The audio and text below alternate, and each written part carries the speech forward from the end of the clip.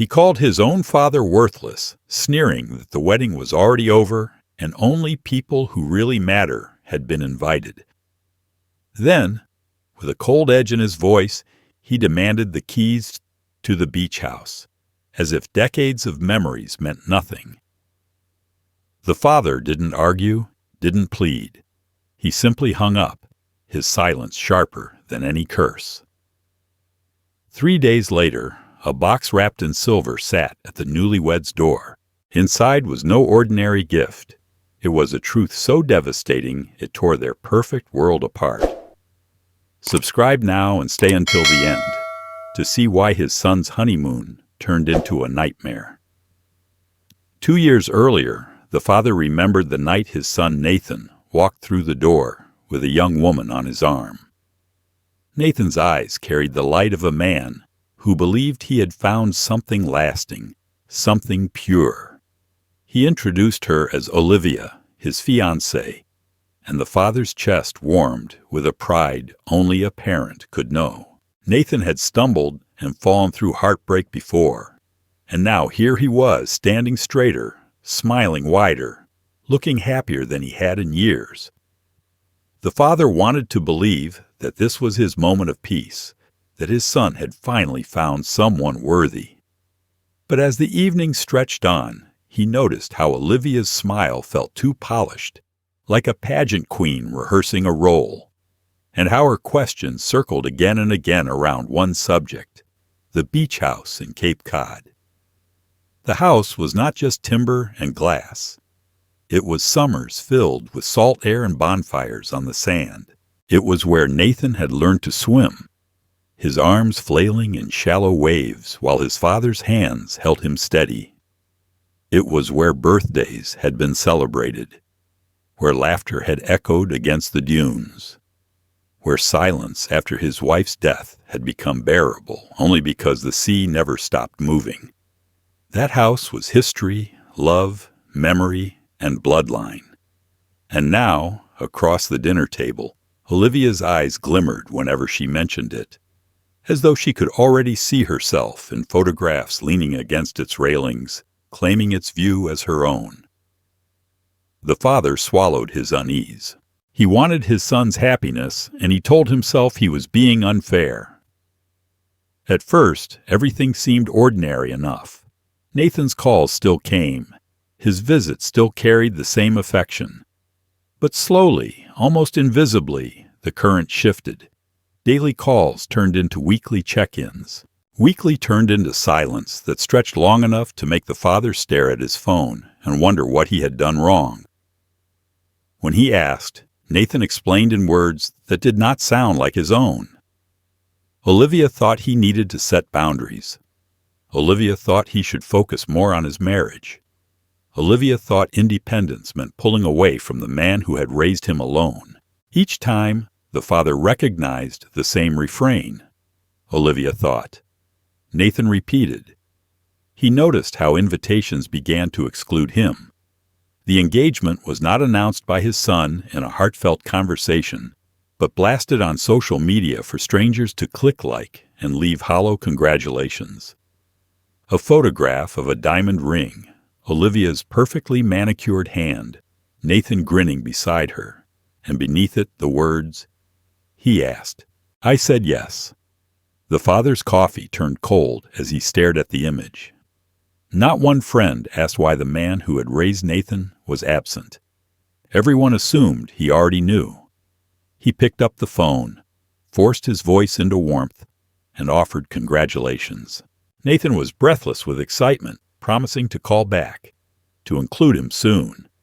But that inclusion never came. When he asked about the engagement party, Nathan stammered, hesitated, then repeated the excuse.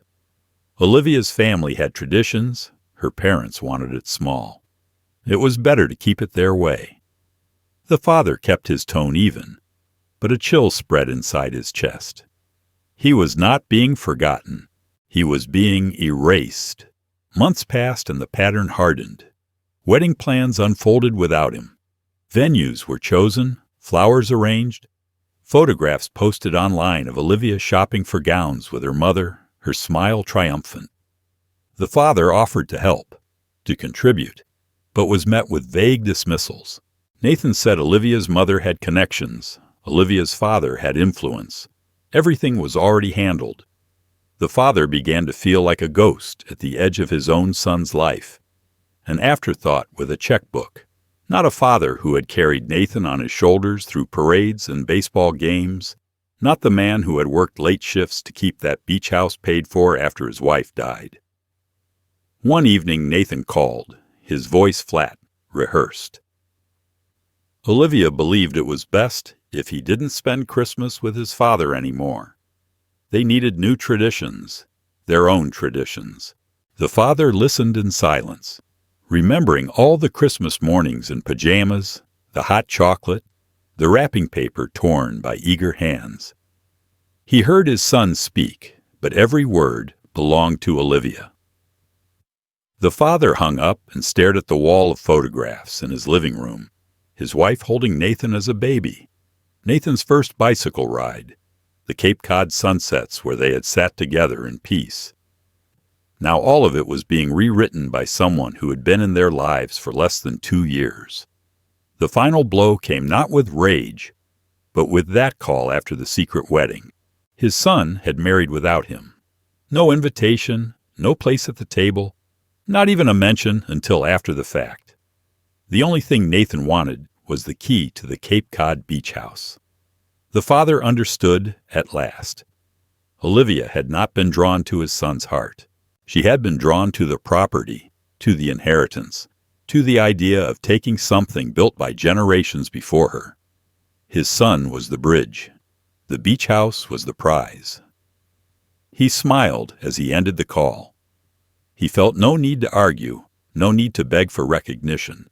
The betrayal was complete, the wound wide open, and in that silence, a decision was born.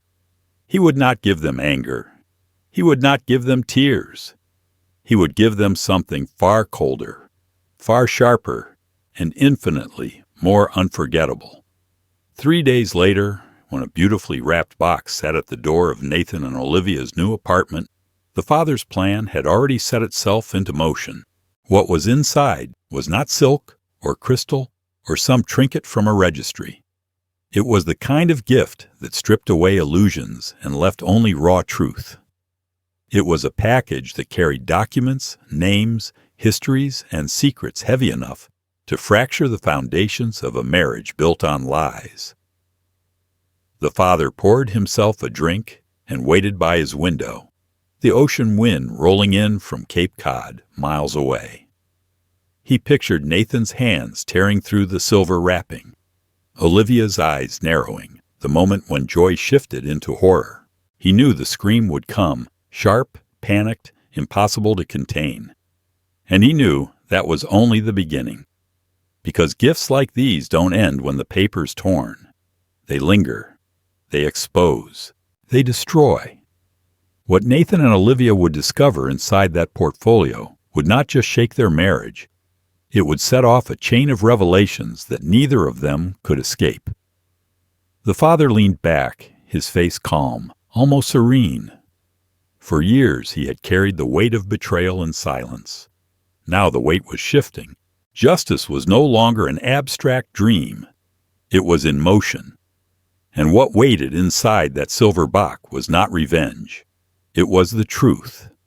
And the truth, once unwrapped, can never be taken back. The Cape Cod beach house had always been more than lumber and shingles. To the father, it was a cathedral built by waves and sunlight, consecrated by the laughter of a boy chasing gulls along the shoreline. He remembered Nathan's first swim there, the boy's small arms flailing against the tide, until his father's hand steadied him, teaching him that the sea would hold him if he trusted it. Every summer carried the rhythm of rituals, fishing off the jetty at dawn, roasting marshmallows over driftwood fires, fireworks reflected in the black water every 4th of July. His late wife's laughter still seemed to echo between the dunes, and in the quiet mornings he could almost hear the slam of a screen door and Nathan's voice calling out that he was hungry again. The house was sacred ground, a reliquary of a family's best moments. So when Olivia spoke of it with the casual hunger of someone eyeing a trophy, a chill passed through him. She praised its charm, asked about renovations, brought up its market value with a smile that never reached her eyes. To her, it wasn't memory. It was leverage.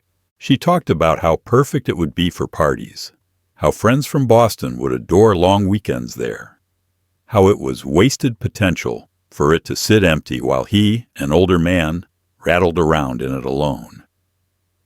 Each comment left the father's jaw tighter, though he forced himself to nod politely. He told himself she was young, ambitious, unaware of the depth of what she was coveting. But deep inside, he knew she was staking a claim before she had earned the right to cross the threshold. The following summer, Nathan canceled their annual trip, saying Olivia thought it best they spend the holiday with her family. The father drove to the house alone, parked in the gravel drive, and walked inside. Dust motes swirled in golden afternoon light, and silence pressed down where once there had been voices. He sat on the porch steps, the boards warm under him, and remembered when Nathan was 12 and swore he would marry barefoot in the sand right there, fairy lights strung between the dunes. He remembered the look of wonder in his son's eyes when the sea turned purple at sunset, the way he had leaned against his father's arm and whispered, "This is home." Now that memory had been rewritten by Olivia's carefully painted smile. The father had seen this kind of smile before. His late wife's brother had worn it when he borrowed money he never intended to repay. His own father had seen it in salesmen who showed up after storms promising cheap repairs. It was the smile of someone who already considered what was yours to be theirs. He knew it, and yet he kept silent, not wanting to poison Nathan's happiness. He thought perhaps love might soften her edges. Perhaps his son's good heart would shape her into someone who cherished memories instead of coveting possessions. But the signs only grew sharper. Whenever Olivia visited, her eyes slid across the framed photographs. Nathan building sandcastles, his mother holding him on the porch swing, Christmas mornings by the fire. She barely glanced before turning her attention back to the structure itself, asking about the age of the roof, the state of the foundation, whether property taxes were manageable. It was as though she were cataloging assets, weighing the house as a jewel in her future collection. One evening, the father prepared a meal at the beach house, hoping to rekindle the bond with his son. They sat on the deck as the tide rolled in, glasses of iced tea sweating in the humid air. Olivia stood by the railing, scrolling her phone, and without looking up said, "This place could fetch over $1 million easily if you ever sold." The words dropped like stones into the ocean air. Nathan laughed awkwardly, brushing it off, but the father felt the cut. For her, it wasn't a sanctuary of memory, it was a dollar sign stamped across weathered shingles. He didn't respond, just stared at the horizon, where the last edge of the sun dipped below the waterline. He remembered his wife's voice, telling him once that the house would be Nathan's anchor, the place that would remind him who he was, no matter how far he wandered. Hearing Olivia reduce it to market value felt like watching someone carve graffiti into a gravestone. He carried the hurt silently, knowing his silence was becoming a shield. The years layered on. Nathan grew more distant, his words more borrowed from Olivia's vocabulary than his own. Conversations that once flowed freely became mechanical, full of excuses about how busy life had become, how Olivia thought it was best to prioritize their own space. The father realized the house had become a battleground, though no one said it aloud. Every summer they skipped, every holiday diverted to her family, every mention of the beach house framed not as inheritance, but as burden, was another silent claim. And then came the night when Nathan, with a tone that sounded rehearsed, said, Olivia believed the beach house complicated things. She thought it pressured their relationship, made them feel like guests in his father's world instead of owners of their own. The father listened without interrupting, but inside something hardened. This wasn't just Olivia's voice anymore. It was Nathan's too, molded, reshaped, distant from the boy who once begged for hot chocolate on frosty Cape mornings. When the call ended, he drove to the beach house under a sky heavy with stars. He walked from room to room, brushing his hand across worn furniture, listening to the echo of memories in the empty air. He stopped at the porch railing and looked out across the dark water, the salt wind stinging his eyes. He whispered to the sea that no one would take this house from him without a fight. Not because of its value, not because of its worth in dollars, but because it was the last living piece of his family's history. The father closed the shutters, locked the door, and left with a certainty that Olivia's hunger had revealed more than ambition. It had revealed intent. She did not see the house as a home. She saw it as a conquest, and she was drawing his son away from him step by step. He knew then that what had begun as polite unease was becoming a storm he would no longer ignore. And storms, once they gather over Cape Cod, do not pass quietly. Something darker was coming, and the house at the center of it would decide everything. The distance did not arrive with a slam of a door or a single cruel sentence. It crept in quietly, like fog rolling off the Atlantic, smothering everything in its path until he could barely see the shape of his own son standing before him. Calls that once came every evening grew less frequent. At first, it was every few days, then once a week, then long stretches of silence punctuated by rushed updates that sounded more like obligations than conversations. When he pressed, Nathan used words that felt foreign in his mouth, words planted there by someone else. Olivia thought he needed to set boundaries. Olivia thought it was unhealthy to rely too much on his father. Olivia thought independence meant cutting away the very man who had raised him. Each time the father listened, he heard less of Nathan and more of her. He tried to convince himself it was temporary, that young love often came with selfishness, that his son would find balance. But the signs piled up until denial was no longer possible. Engagement parties he wasn't invited to. Venue tours where his opinion wasn't requested. Suit fittings Nathan never mentioned. Wedding plans posted in photographs online that looked like advertisements for a life he wasn't allowed to enter. His role shifted from father to ghost, a man who existed only in the past tense. He remembered the nights of laughter over cheap pizza and baseball games, the endless advice given at the kitchen table, the sacrifices made to keep his son's world steady after his mother's death. All of that seemed erased by a single phrase.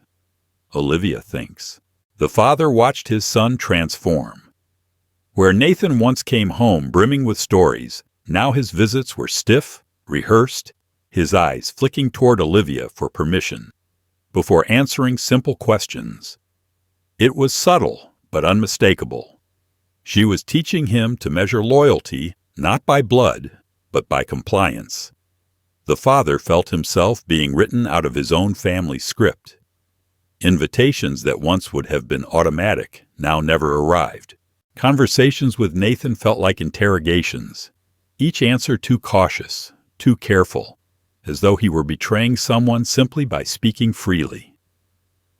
One autumn evening, the father called to ask about wedding details, trying to reclaim some part of the role he had once assumed proudly.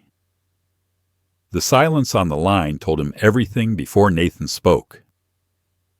Olivia thinks her mother has better connections for flowers. Olivia thinks her father's contacts can secure the venue. Olivia thinks. Always Olivia. Each statement was another knife, slicing away the ties that bound them. The father sat alone in his darkened kitchen after hanging up, staring at the empty chair across from him, the one where Nathan once ate dinner every night. He could almost see his boy sitting there, grinning through a mouthful of food, asking for seconds. That boy was gone, replaced by a man who repeated another person's thoughts like a script. It wasn't just the absence that hurt. It was the humiliation. He learned about his son's engagement from strangers on Facebook, staring at a glowing screen as comments poured in, congratulating Nathan and Olivia on their future together. The father's name appeared nowhere. His role in raising Nathan alone after his wife's death was invisible. Strangers celebrated while he was left in the shadows, coffee growing cold in his hand as he tried to process how his own blood could forget him so easily. He picked up the phone, forced his voice into warmth, and congratulated them. Nathan gushed about the ring, about Olivia's family's excitement, about how everything was perfect. Not once did he acknowledge that the man who had sacrificed everything to raise him had been cut out. The father tried to cling to hope. He offered help, money, advice, anything to be included. But each offer was brushed aside with vague excuses. Olivia's family was handling it. Olivia's parents had it under control. There was no space for him except as a silent observer. He was reminded of the Cape Cod house again, how Olivia had eyed it like a prize. He began to see the pattern. She wasn't just stealing moments or decisions. She was methodically removing him from his son's life, erasing history until Nathan belonged entirely to her and her family. The truth struck hardest on a winter night when Nathan canceled their traditional Christmas together. Every year since his mother's death, father and son had spent the holiday side by side, watching old movies, eating too much pie, unwrapping small gifts that meant more than money ever could. This year, Nathan said, Olivia thought it was healthier for them to spend the holidays with her family, to establish their own traditions. The words landed like stones. Healthy, boundaries, independence. Each word twisted into a weapon to justify abandonment. The father listened quietly, his voice flat when he finally answered. He didn't argue. He simply hung up and sat in the silence of his home, the echo of memories rattling against empty walls. He began to realize that the fight wasn't simply over attention or invitations. It was over identity. Olivia wanted Nathan untethered from the man who had shaped him, unmoored from the traditions that defined him. The father felt the noose tighten with each passing month, the deliberate isolation designed to weaken both of them until Olivia stood alone in control. The bitterness grew heavy, pressing against his chest at night when he lay awake in the dark. He had raised his son with love and sacrifice, and now he was treated as an obstacle, an inconvenient relic to be swept aside. And yet, beneath the pain, something colder began to stir. The father had spent a lifetime building, repairing, surviving. He knew how to recognize rot before a structure collapsed, how to see the fault lines spreading before anyone else noticed. He saw Olivia's pattern clearly now, the charm, the control, the subtle manipulation. It was the same pattern he had seen in men who took advantage of trust and loyalty until nothing was left. Only this time, the predator had set her sights on his son. The father poured himself a drink one evening and stared at the Cape Cod beach house keys lying on the counter. The weight of the metal pressed against his palm as he curled his fingers around it. They thought they were taking him out of the picture, but they were mistaken. He was not a man who surrendered what was sacred. He was not a man who would let his family's legacy be stolen without a fight. The silence in the room felt heavy, but his mind was sharper than it had been in years. They believed he was powerless, that he would fade quietly into the background. They had no idea the storm that was forming, no idea how a father stripped of his place can become the most dangerous man of all. And the next move, he knew, would not be theirs. It would be his. He discovered the engagement not through the trembling voice of his son or the warmth of a face-to-face confession, but through the cold glow of a screen. There it was, a photograph posted for the world to see. Olivia's hand lifted like a trophy, a diamond ring catching the light in a carefully staged pose. Nathan stood beside her, smiling, his arm around her waist as if everything in his world had fallen perfectly into place. The caption was simple and brutal. He asked. I said yes. The likes flooded in, hearts and comments piling up like confetti. Congratulations. So happy for you both. You deserve it.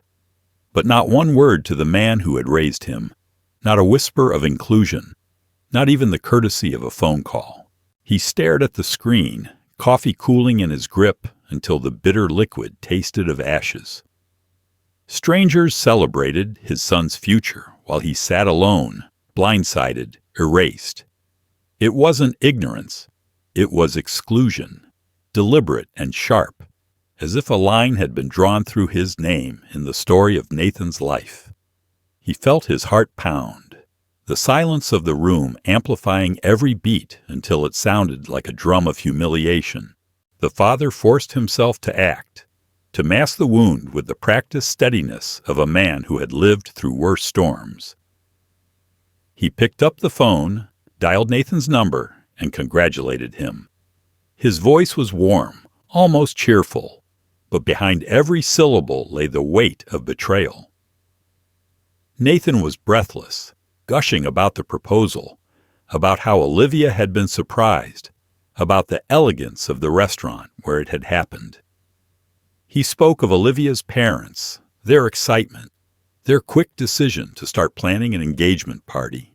The father murmured congratulations again, swallowing his anger, even as each word hammered the truth deeper into his chest. His son's joy was being shared with the world, but not with him. When he asked about the engagement party, Nathan hesitated. It was small, he said. Just immediate family and close friends. Immediate family. The father paused, the words stinging. Was he no longer family? Nathan stumbled, explaining that Olivia's parents were traditional, that her mother had specific ideas about how these things should be done. His father's stomach turned cold. Traditions had always been theirs, his and Nathan's, built from scratch after his wife died. Now they were discarded in favor of someone else's rules. He pressed further, asking when he should come, offering to drive down to help. Nathan went silent again before saying, "It wasn't necessary. Olivia's family would handle everything." The father hung up, his voice steady, but his insides hollow. He sat in his kitchen long after, the house dark around him, scrolling through the photo again and again. Each like, each congratulatory comment was a slap, a reminder that in his son's new life, he was an outsider. He had sacrificed everything to raise Nathan alone, worked double shifts, refinanced his own home, gone without vacations, without rest. And now, when the moment came to celebrate his son's future, his name wasn't even spoken. He remembered the boy Nathan once was, running barefoot across the Cape Cod sand, declaring that he would get married there someday, with lights strung between the dunes. He remembered the countless nights spent talking at the kitchen table about dreams, about love, about what kind of man Nathan wanted to be. Now that boy seemed gone, replaced by someone molded by Olivia's will. Each photo Olivia posted online, each smile that seemed practiced, each caption that reduced Nathan's milestones to curated performances. These were bricks building a wall between father and son. The father knew humiliation well. Life had given him more than his share. But this was different. This was betrayal dressed in celebration, abandonment wrapped in diamonds and smiles. He understood then that this wasn't just about being left out of a party. It was about erasure.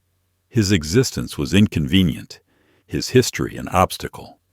Olivia wanted Nathan untethered, free from the past, free from him. That night he sat in the Cape Cod house, the ocean wind rattling the windows. He poured himself a glass of whiskey and stared at the photographs on the mantel. His wife holding baby Nathan, Nathan blowing out candles, Nathan's first bike ride. All of it had led to this moment, where a single photograph online could sever decades of love. He thought about deleting his own account, about disappearing into the quiet. But then something inside him shifted. He realized disappearing was exactly what they wanted. Instead, he began to watch. He followed the updates, the curated smiles, the posts that painted a life he wasn't part of. He studied them like evidence. He noted Olivia's mother beside her in dress fittings, Olivia's father mentioned in captions about venues. Always her family, never him. His absence wasn't accidental, it was engineered. And Nathan, blinded by her charm, repeated the script without question. The father leaned back in his chair, the taste of whiskey burning on his tongue, and felt something colder than sadness take hold. He was being erased, yes, but the past could not be deleted so easily. He carried memories stronger than photographs, truths deeper than any caption. They had underestimated him, thinking he was a relic who would fade quietly while they rewrote the narrative. They had forgotten that a man stripped of everything has nothing left to lose. As the night stretched on, he stared at the engagement photo one last time before setting the phone aside. The smile on Olivia's face was perfect, practiced, and beneath it he saw hunger. Not for Nathan's heart, for what Nathan's family still owned, for the beach house, for the inheritance, for a legacy. The father felt the weight of the keys in his pocket, cold and certain. And as dawn broke over Cape Cod the next morning, he knew that while they celebrated without him, he was already preparing. Because what comes next would not be measured in likes or comments. It would be measured in screams. It became clearer with every conversation. Nathan's words no longer carried his own cadence. They sounded borrowed, polished, practiced. When he told his father that he was too involved, that he needed independence, the words fell like stones, heavy and unconvincing. Independence was not what the father heard. He heard exile. He heard the soft tightening of a noose around the bond they had built for decades. Olivia had dressed it up as freedom. But in truth, it was a cage, one with silk-lined bars that Nathan didn't yet realize he was trapped inside. The father recognized the tactic immediately. He had seen it before in men who drew vulnerable women away from their families, who convinced them that loyalty was weakness and solitude was strength. It was the oldest trick in the book. Strip someone of their anchors, make them believe it was their choice, and when they drift too far, they have nowhere left to return. Now it was being played on his son. Independence wasn't what Olivia was creating. It was isolation, methodical and complete. The Cape Cod beach house became her favorite weapon. Nathan repeated that it made them feel like guests in his father's world, that they couldn't relax there because it wasn't truly theirs. The father almost laughed at the absurdity. That house had been Nathan's since the day he could walk its creaking floors, since the mornings he raced down the stairs barefoot, sand still clinging to his hair from the day before. It was their world, not a borrowed one. Yet Olivia had convinced him it was foreign ground, a reminder that he was still tethered to something larger than her. The father said nothing in response. Silence had become his shield, the only weapon he could wield without pushing Nathan further away. But inside, he cataloged every phrase, every carefully delivered line that did not belong to his son. He watched Nathan shrink, watched him defer, watched him twist into someone unrecognizable, a man who spoke of his own family as burdens, who looked at his father's life's work as an inconvenience. At night, the father sat in the quiet house and thought about patterns. He remembered the first evening Olivia had mentioned the property value. how her smile had sharpened when she spoke of potential buyers, how she had lingered too long on the view. He thought about the engagement party he hadn't been invited to, the photographs of dress fittings where her mother stood proudly beside her while he was left in the shadows. Each moment fit neatly into a design, a structure she had been building since the day she walked into his home. And now his son was repeating the blueprints as if they were his own thoughts. The realization cut deeper than any insult. Olivia was not just taking Nathan's attention. She was rewriting his identity. She was remolding him into a man who would serve her vision, not his own. And Nathan, blind with devotion, could not see the walls closing around him. The father's chest tightened with the weight of helplessness. He had fought his entire life to keep his son safe, had battled grief and poverty to give him stability, had taught him resilience by example. Now he watched as all of it was stripped away by a smile and a diamond ring. But there was another layer beneath the hurt, anger, sharp and electric. Olivia thought she could erase him, turn him into a ghost that haunted the edges of Nathan's life until he disappeared altogether. She underestimated the endurance of a man who had built his world from ashes. The father had endured loss greater than this. He had buried his wife, carried his son through storms, sacrificed until his bones ached. He would not be erased so easily. Still, he bided his time. He let Nathan speak the lines Olivia had written for him, nodding quietly while his heart hardened. He listened when his son explained that holidays were better spent elsewhere, that boundaries made love stronger, that less contact was healthy. Each phrase was another stitch in Olivia's tapestry of control, but each also added fuel to a fire she could not yet see. The father's silence wasn't surrender. It was strategy. One evening, after Nathan left with Olivia, the father sat in the darkened living room, the only light coming from the dying glow of the fireplace. He studied the photographs on the mantel, the boy grinning on the beach, his late wife holding him close, the three of them together before everything had fallen apart.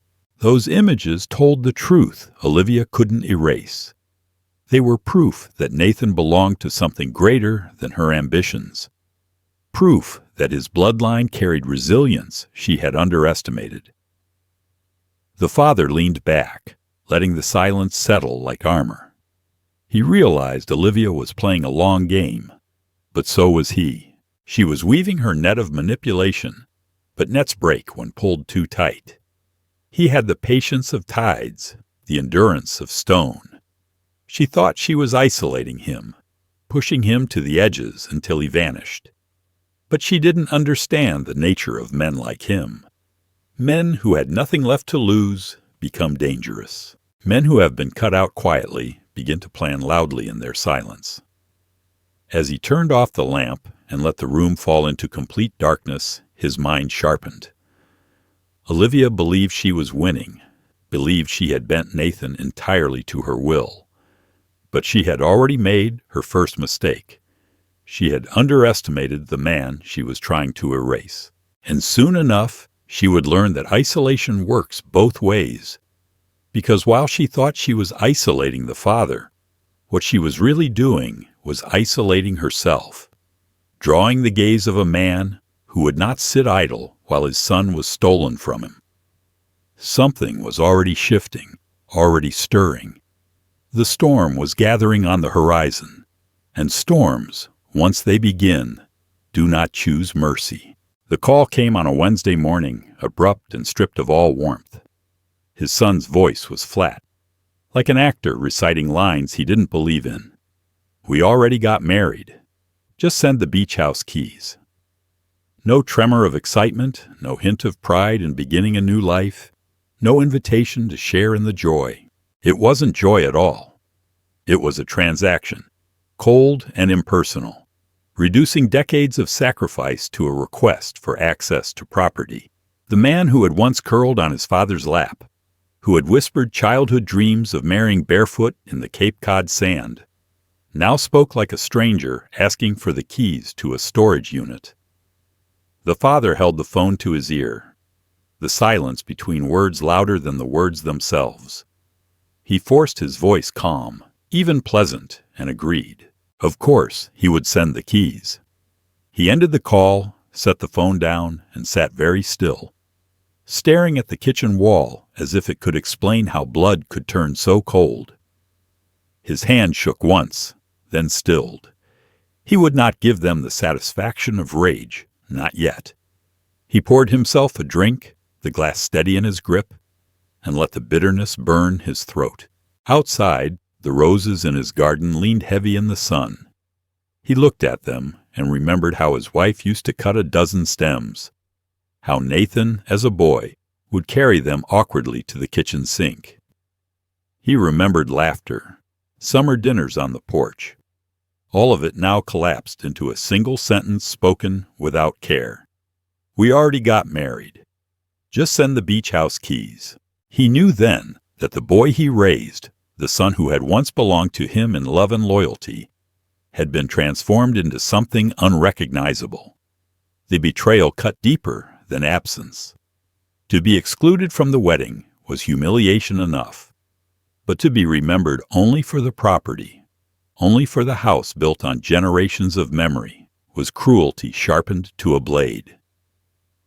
He pictured them standing together, Olivia's hand wrapped possessively around Nathan's arm, her eyes alight not with love, but with triumph. She had won. She had severed the bond between father and son, reshaped Nathan into a man who no longer carried his father's voice inside him. But beneath the grief, there was something else rising, colder, steadier. The father understood the pattern now in perfect clarity. Olivia's smile, her rehearsed kindness, the way she had inserted herself between them piece by piece, it had all led to this moment. The final blow was not simply the wedding without him. It was the request for the keys. That was the truth exposed, the mask ripped away. She had never wanted a marriage.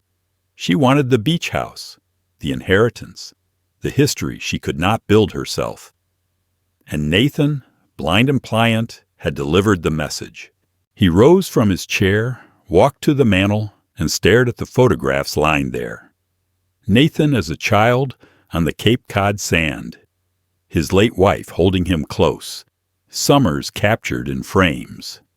He touched the glass lightly, his jaw tightening. If they thought he would surrender the house, if they thought his silence was weakness, they were mistaken. He had endured too much in life to be erased now. He had buried his wife, worked through nights that left his body aching, raised a son on scraps and determination. And now that same son stood on the other side, asking not for love or guidance, but for keys. The father turned away from the photographs and opened the drawer where he kept old documents, deeds, letters, records that stretched back years. His hands moved with precision, pulling files, scanning dates, tracing history. He felt the shift inside him, the quiet transformation of grief into purpose. This was no longer about a house. This was about legacy, about truth, about refusing to let a predator rewrite the story of his family. Olivia had isolated Nathan, but she had also underestimated the man she was trying to erase. That evening, as the sun bled orange into the horizon, the father sat at his desk, papers spread before him, his mind sharp as a blade. He had already begun to piece together the story, already begun to imagine the package that would land at their doorstep. Not revenge, justice, not anger, truth. He wanted them to open a gift that could not be returned, one that would unravel every lie they had built. He pictured the moment with cinematic clarity. Olivia's fingers tearing at silver paper, Nathan's face pale as he flipped through the contents. Documents, confessions, histories too heavy to ignore. He could almost hear Olivia's voice rise, the sharp panic cutting through the air.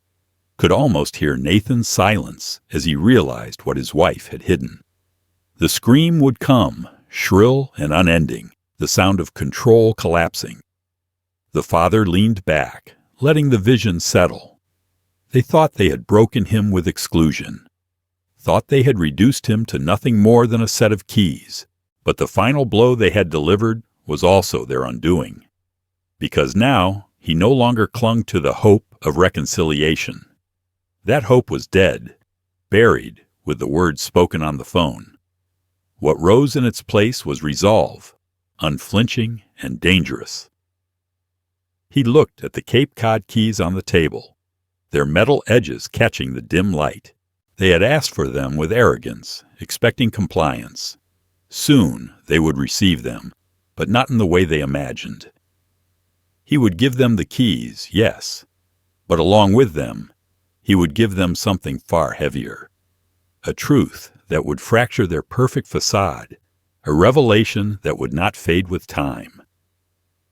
As darkness settled over the house, the father closed the file, slid the keys into a leather portfolio, and smiled for the first time in weeks. They believed he was finished, that he had been erased. But the storm gathering over them would prove otherwise. And storms, once unleashed, do not wait for permission. They consume everything in their path. He told his son he would send the keys. His tone was calm, unshaken, as though the request had not just gutted him to the core. He didn't argue, didn't raise his voice, didn't let the silence stretch into a battlefield where bitterness could echo. Instead, he ended the call with a steady hand and stood in the quiet of his kitchen, staring at the phone as if it were an artifact of betrayal. On the surface, he had agreed to surrender. But inside, something darker and sharper was already taking shape. He would send a gift, yes, but not the one they expected. It would not be flowers or crystal, not a card tucked with money. It would be a gift no registry could hold, a gift that exposed rot under polished smiles. He did not want revenge. He wanted truth. The house around him seemed to shift that evening, no longer a place of loneliness, but a war room waiting to be used. He walked to the desk in his study, pulled open drawers that hadn't been touched in years, and began to gather documents. The hum of memory filled the air as he laid out deeds, old contracts, and letters yellowed with time. His wife's handwriting on envelopes, his own notations in the margins of bills long paid. All of it told a story, a lineage that Olivia could never erase. But this time, he wasn't just looking at the past. He was assembling ammunition. He poured himself a drink, the whiskey sharp against his throat, and allowed himself a rare smile. They thought him broken. They thought his silence meant defeat. They thought they had cut him out of the script, relegated him to the role of an old man left behind. But silence was not surrender. Silence was strategy. He had weathered storms fiercer than Olivia's hunger. He had survived grief, worked through nights that nearly broke his body, raised his son on his own without complaint. He knew how to endure. He also knew how to strike when the time was right. The plan crystallized quickly. He would give them the keys, but he would wrap them in something heavier than metal. He would give them truth, the kind of truth that tears through illusions and leaves no shelter. He envisioned it in detail. A leather portfolio, the kind professionals use to carry contracts, filled not with promises, but with revelations. Inside would be the kind of history Olivia could not charm her way past, evidence of lies, shadows of betrayals hidden in her own family's legacy. He would place the keys beside the pages, an anchor to the storm he was about to unleash. As he worked, memories returned like waves against the Cape Cod shore. He remembered Nathan at 10, chasing kites in the salt wind, his laughter carrying over the dunes. He remembered his wife at the kitchen table of the beach house, folding laundry in sunlight, humming a tune that still lived in his bones. He remembered the promise he made to himself when she died, that Nathan would never feel abandoned, that no matter how hard life pressed down, he would always have a place to return to. That promise had carried him through the darkest nights. And now, watching Nathan drift under Olivia's spell, he knew the only way to keep that promise was not to fight with anger, but to fight with truth. The father spent 3 days gathering what he needed, calls to old contacts, late nights sifting through public records, piecing together fragments that formed a picture Olivia could not deny. He discovered her family's history of financial entanglements, debts disguised as business ventures, connections that tied directly into patterns of manipulation. Every detail, every clipped article, every signature became part of the weapon he was building. By the end, the portfolio was thick, heavy with the weight of proof. When he sealed it in silver wrapping paper with a crisp white bow, it looked harmless, elegant, even celebratory, the kind of package newlyweds would open expecting to find a keepsake. He set it down gently, like a surgeon placing instruments before an operation. He slipped the beach house keys inside, their cold edges pressing against the paper, and closed the box. It was ready. On Friday morning, he drove to Nathan and Olivia's apartment. The sky was pale, the streets quiet, the world unaware of the reckoning hidden in the back seat of his car. He parked, carried the box to their door, and placed it carefully against the frame. He lingered only long enough to slide a note on top. "Congratulations on your marriage. Every new husband should know about his wife's family history. With love, your father." Then he turned, walked back to his car, and drove home without looking back. Hours later, while sipping tea on his porch, the phone rang. Nathan's number flashed across the screen.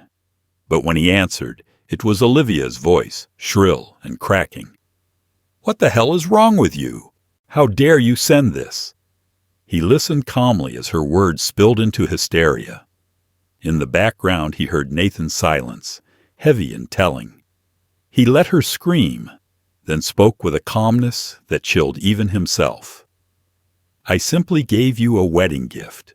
Every new husband should know the truth." The line crackled with rage, but he ended the call with the same steady hand that had ended the 1 day earlier. He leaned back, the weight of years settling into his shoulders, and felt something shift. For the first time in months, maybe years, he wasn't the one waiting to be erased. He wasn't the one left out, excluded, or forgotten. He had turned the tables, and now they were the ones scrambling to understand the ground crumbling beneath them. The house was silent, but it didn't feel empty anymore. It felt alive with purpose. He knew this was only the beginning. What came next would be messier, louder, unavoidable, but he was ready. He had given them the truth, and truth, unlike lies, doesn't fade. It grows, it festers, it explodes. And when it does, it consumes everything built on deception.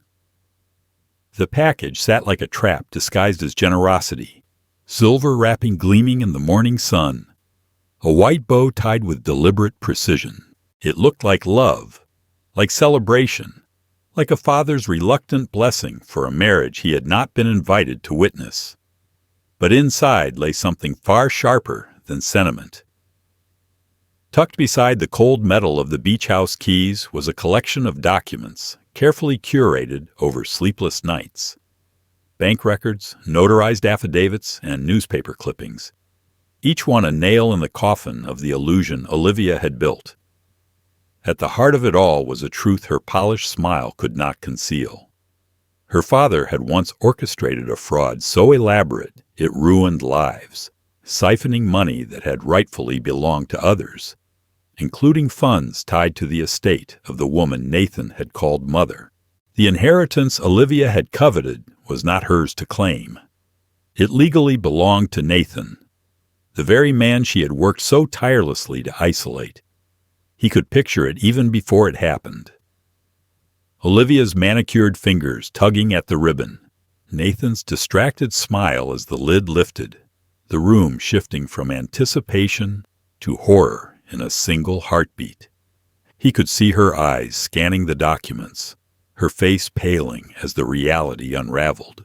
She would understand instantly that this was no father's gift. This was exposure. This was truth poured into her lap with the weight of iron. Nathan, still blind with loyalty, would stumble, his voice catching between defending her and demanding answers. And in that moment, the father knew the seeds of doubt would bloom. At home, he poured himself tea and waited, the clock ticking steady against the silence. It didn't take long. The phone rang, Nathan's name flashing across the screen. When he answered, it wasn't his son's voice he heard, but Olivia's shriek, jagged and frantic. "How dare you send this garbage? You're insane. You're trying to destroy us." He let her rage pour through the line, unmoved, his voice calm when he finally answered. "I sent you the truth. Every new husband deserves to know the history of the family he's marrying into." Her fury cracked, breaking into incoherence. But in the background he caught it, the sound of his son, no longer silent, demanding to know what she was talking about. Nathan's voice was raw, unfamiliar, but it was there, cutting through her hysteria like an echo of the boy he used to be. For the first time in months, maybe years, the father allowed himself a small smile. Olivia screamed threats about the police, about lawsuits, about never speaking to him again. He replied with measured calm. "Call whoever you like. Nothing I sent was private. Public records, court filings, news archives. If you have nothing to hide, why are you so afraid?" He could hear her falter, just slightly, the kind of hesitation that revealed the crack beneath her rage. He hung up, not with triumph, but with certainty. The package had landed. The truth was no longer a weapon in his hands. It was now lodged in their home, impossible to ignore, impossible to burn away. No amount of charm or manipulation could erase what had been laid bare.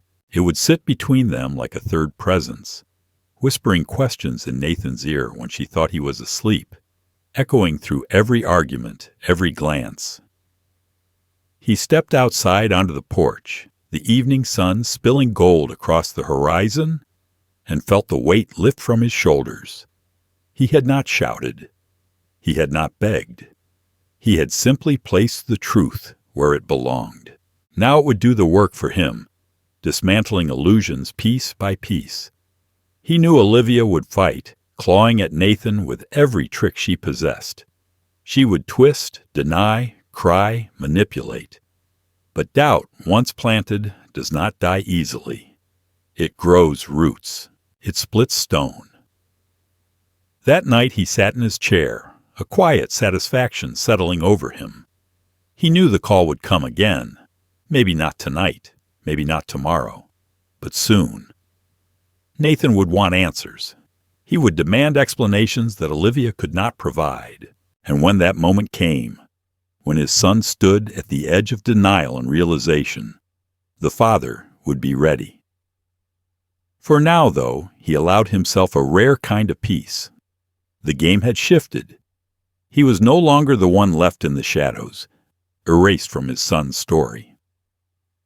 He had stepped back into the narrative with precision, not as a supplicant father begging for a place, but as the author of truth no one could rewrite. Olivia thought she had won by marrying Nathan without him, thought she had erased him with a simple exclusion. She had forgotten one thing. The past cannot be buried. It waits, patient and relentless, for the right moment to rise. And when it rises, it does not whisper. It roars. The father set down his empty cup, listening to the hum of the night beyond his window. Somewhere, not far away, his son was reading those documents, hearing the story his wife had never told him. Somewhere the walls of Olivia's perfect facade were starting to tremble. And soon, very soon, those walls would collapse. The moment the lid of the box lifted, the illusion shattered. Olivia's face drained of color as the papers spilled into her lap, each one a dagger she could not block. Nathan leaned over her shoulder, his hands shaking as he read the words, the numbers, the signatures that told a story his wife had never dared to share. Across the room, Olivia's new husband roared, panic cutting through the air like a blade, his voice rising as though volume could undo what was now undeniable. Nathan's tears came quietly at first, then stronger, the sound of a man whose world was collapsing under the weight of truth. The father's phone rang almost instantly, the call a lifeline of desperation. When he answered, the accusations poured in, Olivia's voice shrill, Nathan's broken, both of them tangled in a storm they had never expected. But his own voice remained steady, sharp, with certainty. Every new husband should know about his wife's family history, he said. The line went silent for a moment, the truth pressing down heavier than their rage. He hung up and sat back in his chair, the night air cool against his skin. For the first time in years, he felt both heartbreak and satisfaction entwined like twin shadows. Heartbreak because his son, the boy he had raised through sleepless nights and endless sacrifices, had been consumed by someone else's ambition, molded into a stranger who had cut him out. Satisfaction, because now, finally, Nathan could no longer pretend. He had been forced to see who he had married, to look beyond the smile, beyond the ring, beyond the curated images on social media. The truth was there, undeniable, and it was written in ink, older than Olivia's lies. The father poured himself another drink and let the silence settle. He thought about all the years he had given to Nathan, all the nights spent working overtime, all the holidays sacrificed to keep food on the table and a roof over their heads. He thought about the Cape Cod beach house, the laughter, the summers, the traditions built on sand and salt air. He thought about his late wife, her voice soft in his memory, her promise that Nathan would always be their anchor. And then he thought about the call he had just ended, the sound of his son crying, the sound of Olivia's fury. For the first time in a long while, he didn't feel erased. He felt present. He felt powerful. The fallout began quickly. More calls came, some filled with apologies, others with threats. Olivia tried to twist the narrative, painting him as bitter, vindictive, unstable, but the documents spoke louder than her denials. Friends whispered, family connections shifted, cracks appeared in the image she had so carefully constructed. Nathan stopped calling with confidence. Now his calls were hesitant, questioning, his voice laced with doubt. The father listened, offering few words, letting the silence force Nathan to confront the truth on his own. He didn't need to gloat. He didn't need to press. The damage was already done. Late one evening, Nathan's voice broke through the line, softer than it had been in years. "Dad, why didn't you tell me sooner?" The father closed his eyes, letting the question hang in the air. "Because you wouldn't have believed me," he finally answered. "And because sometimes the truth needs to be discovered, not delivered." Nathan said nothing. But the silence was different now. It wasn't distance. It was recognition. Olivia fought harder in the days that followed, clinging to control like a drowning woman thrashing in the tide. She planned dinners, staged photographs, posted captions about love conquering all. But the gloss was gone. Nathan's eyes in those pictures no longer sparkled with certainty. They were clouded, cautious, haunted. The father saw it, the world saw it, and Olivia knew it. She had been exposed, not by rumor or suspicion, but by undeniable fact. For the father, the victory was not sweet. It was bitter, laced with sorrow, the taste of a battle won at the cost of love. He hadn't wanted to break his son. He hadn't wanted to see him cry. But he had wanted the truth to stand taller than lies, and in that he had succeeded. He knew the path ahead would not be simple. Trust once broken does not heal easily.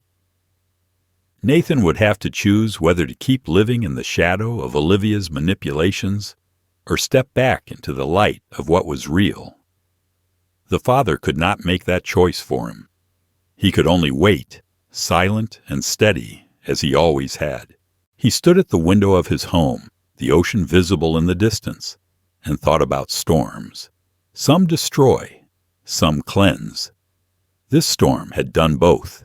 It had stripped away illusions, but it had also left wreckage in its wake. He felt the weight of that wreckage pressing against him, but he also felt the air clearer, sharper, cleaner than before. The truth was out, and once revealed, it could not be buried again. He let the curtain fall and turned back into the room, the Cape Cod keys lying on the table, glinting in the dim light. They had wanted them as a prize, a symbol of control. Now they were something else entirely, a reminder that legacy cannot be stolen with a smile or erased with exclusion. He picked them up, turned them in his hand, and slipped them back into his pocket. They were still his, as was the truth, as was the quiet power of a man who had been underestimated too long. The father sat down again, a calm resolve settling over him. Nathan's tears would not be forgotten. Olivia's rage would not disappear. The fallout was only beginning, and the fractures would spread wider before they closed. But he no longer feared being erased. He no longer felt powerless. He had reclaimed his place in the story, not as an afterthought, but as the force that shifted its course. And as he leaned back in his chair, listening to the steady rhythm of the waves beyond the horizon, he knew the next chapter was coming. It would not be written by Olivia. It would not be dictated by lies. It would be shaped by truth, and truth has a way of cutting deeper than any betrayal. What came next would not just test his son, it would decide everything. Life has a way of testing our loyalties, especially within families. This story is a reminder that love without honesty is fragile, and silence in the face of manipulation can cost more than words ever could. For older generations, it speaks to a painful truth many know too well. Children can be influenced, swayed, or even pulled away. But the bond of parenthood does not disappear. It teaches us that protecting what truly matters, our legacy, our values, our hard-earned history, sometimes requires patience and courage, not just love. We cannot control every choice our children make, but we can refuse to let lies rewrite the truth of our lives. The father's quiet resolve shows that dignity and wisdom can be stronger than rage, and that truth, though it may hurt, has the power to bring clarity when nothing else will. For anyone who has ever felt overlooked or betrayed, remember this: you are not powerless. Your story, your truth, and your legacy have weight no one can erase. If this lesson speaks to you, share your thoughts in the comments, subscribe for more powerful stories, and tell us, what truth have you held on to that no one could take away?